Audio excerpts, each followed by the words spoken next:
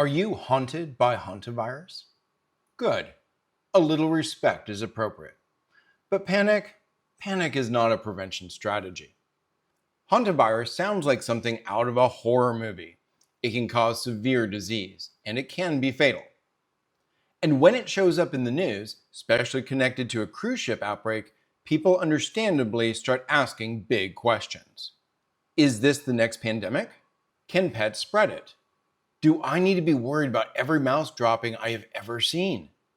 So in this video, we'll separate three things: what is scary, what is likely, and what we can actually do about it.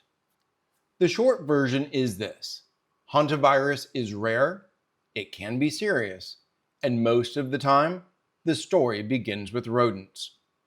Rare does not mean harmless, but serious does not automatically mean pandemic. So first, what is hantavirus? Hantaviruses include over 50 species of virus that are in a family of viruses in the Hantaviridae family within the order Bunniaviralis. And that classification gives us a few useful clues. First, hantaviruses are enveloped viruses. That means that they have an outer lipid envelope. In practical terms, that envelope makes the virus vulnerable to the right soaps, detergents, and disinfectants. That's a good thing. Second, hantaviruses are single-stranded RNA viruses. RNA viruses can change over time. Now, that does not mean every RNA virus is destined to become a pandemic, but it does remind us why surveillance matters. Third, hantaviruses are mostly rodent-borne. Their natural reservoirs are mainly mice, rats, and other rodents. Humans are accidental hosts. We are not the preferred destination. We are more like an unfortunate wrong turn. And that matters because prevention is not about mainly avoiding people. It is about reducing rodent exposure and cleaning contaminated environments safely. Why is hantavirus in the news? One major reason is an outbreak associated with the MV Handius cruise ship. Cruise ships tend to make infectious disease stories more visible. You have a defined group of travelers, a shared itinerary, international movement, and an exposure window that public health teams can investigate. That makes them newsworthy, sometimes more newsworthy than the same disease appearing in a less visible setting. But the cruise ship is not the whole story. As reported in the May 13, 2026 WHO update, there were 11 reported cases at that point. 8 confirmed, 2 probable, and 1 inconclusive, with 3 deaths reported. That is a case fatality ratio of about 27% in that cluster, though outbreak numbers can change as investigations continue. The cruise ship made the story visible, Andes virus made the story important. The virus involved was Andes virus, and that is a key scientific reason this story matters. Most hantaviruses are transmitted from rodents to people. Andes virus is the important exception because it can also spread from person to person, usually through close or prolonged contact. It does not spread as easily as influenza or measles. So yes, the cruise ship made the story visible, but the lesson is not that cruise ships are dangerous. The lesson is transmission. From a veterinary and public health standpoint, the goal is not to stigmatize the setting. The goal is to understand the exposure, the virus, and the actual risk. This is the classic hantavirus story. Rodents shed virus in urine, droppings, saliva, and nesting material. When those materials are disturbed, especially by sweeping, vacuuming, dusting, or cleaning dry, contaminated areas, small particles become airborne. Then people may inhale those contaminated particles. That is why CDC specifically warns people not to sweep or vacuum rodent urine, droppings, or nesting materials. Those activities can put virus-containing particles into the air. The CDC recommends wetting contaminated material with disinfectant, allowing appropriate contact time, and then cleaning it up safely. So the danger is often not the dramatic moment of seeing a mouse. The danger is what the mouse left behind and what we do next. So the rules are: do not dry sweep, Do not vacuum first. Wet it, disinfect it, then clean it. Now let's talk Andes virus. Andes virus is the important exception because it is the only hantavirus currently known to spread from person to person. But that sentence needs context. CDC describes person-to-person spread as usually limited to those who have close contact with a sick person. That can include prolonged direct physical contact, prolonged time in close or enclosed spaces, or exposure to saliva, respiratory secretions, or other body fluids. This is where the word prodromal can help. The prodromal phase is the early stage of illness. The person is not symptom-free, but the signs may be mild, vague, or non-specific. It could include fever, fatigue, muscle aches, headache, chills, or nausea. With regard to Andes virus transmission, the concern is not well-documented silent spread from people with no clinical signs. The concern is close, prolonged contact with somebody who is already symptomatic, often early in the illness when those signs may not be obviously pointing towards hantavirus. That distinction is important. Person-to-person spread is possible, but possible does not mean efficient. This is not casual airborne spread in the way people often think about respiratory viruses like the common cold, influenza, or COVID. So remember, possible does not mean efficient. That phrase keeps us from making two mistakes. We should not dismiss Andes virus, but we also should not overstate it. When thinking about viruses in the environment, one of the first questions to ask is it enveloped or non-enveloped?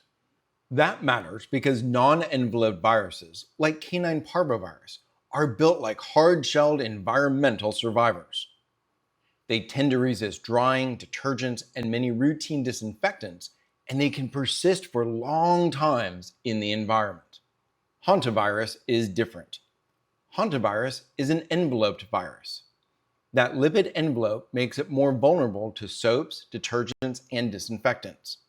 So the natural question is, if hantavirus is enveloped, why are we so worried about dust, droppings, nesting material, and contaminated environments? The answer is context. Enveloped does not mean instantly dead.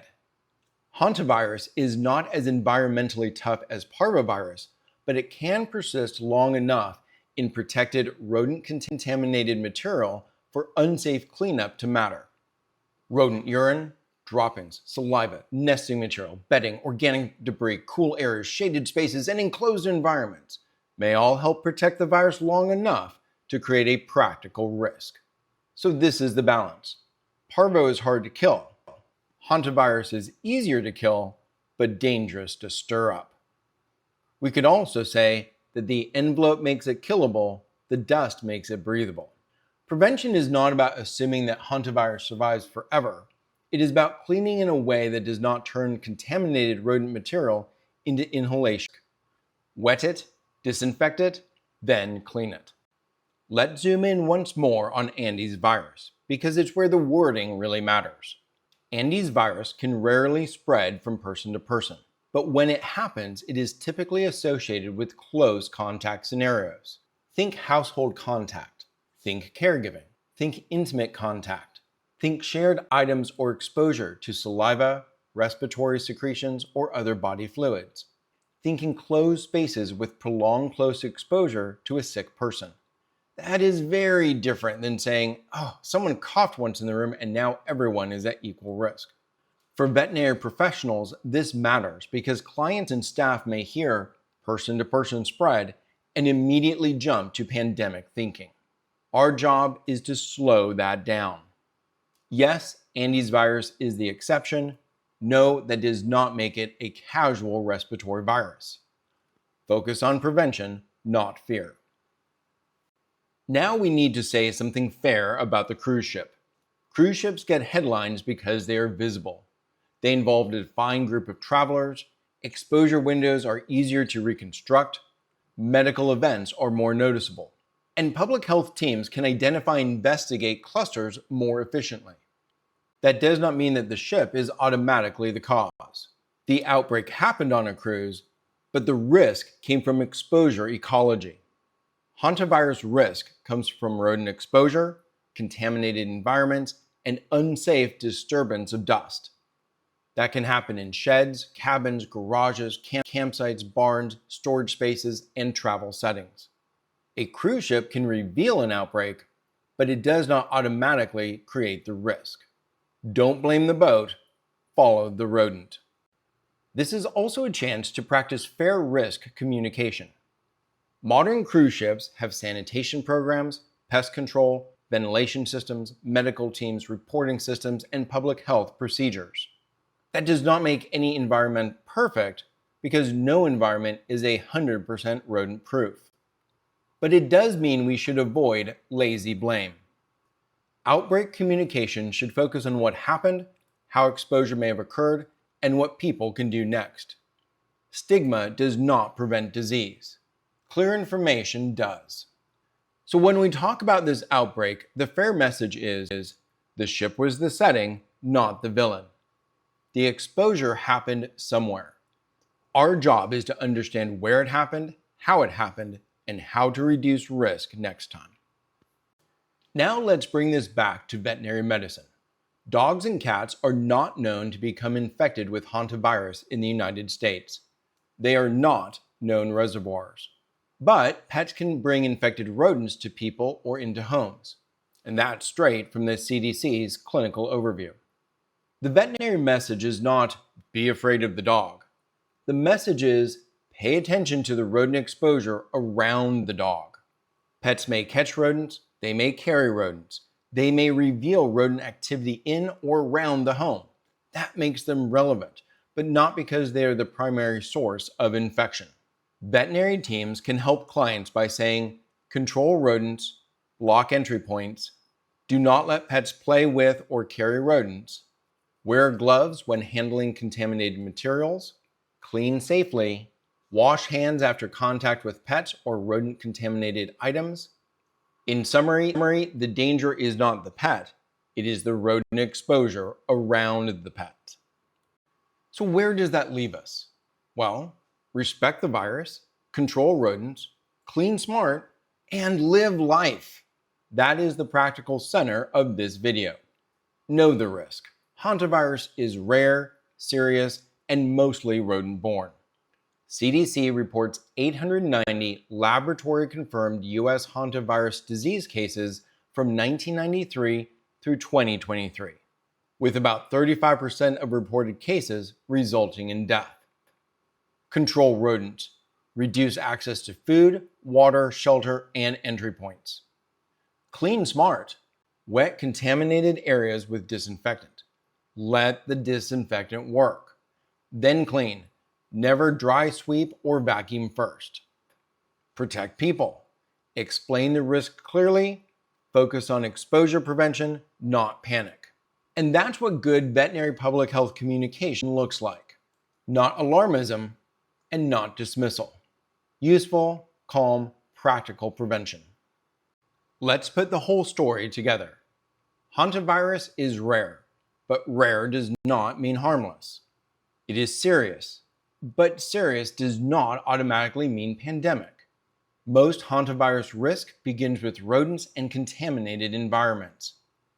The classic exposure pathway is rodent urine, droppings, saliva, or nesting material, followed by disturbed dust, aerosolized particles, and human inhalation.